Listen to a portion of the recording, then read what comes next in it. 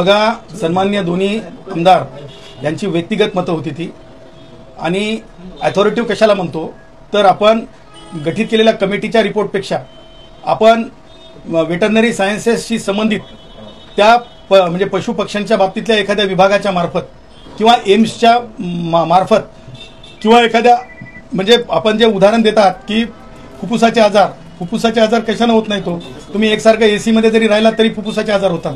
एकसारखं एसी मध्ये जर तुमचं आयुष्य जर बसलं ना तर नुसते फुफ्फुसाचे आजार होत नाही तर तुमचे हाडं सुद्धा ढिले होतात. ते हाडं सुद्धा ढिले होतात तुमचे.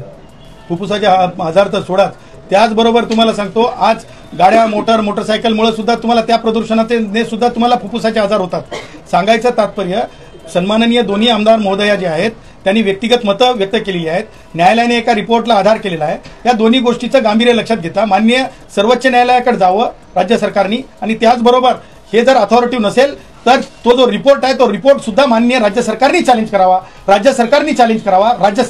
करावा अशी विनवणी मी लॉ अँड ज्युडिशरीचे सेक्रेटरी माननीय श्री शुक्ला साहेबांना करतो राज्य शासनाच्या, त्याचबरोबर मुख्य सचिवांना करतो, त्याचबरोबर दोन्ही उपमुख्यमंत्र्यांना आणि माननीय मुख्यमंत्री देवेंद्रजींना सुद्धा करतो की रिपोर्ट चॅलेंज करा.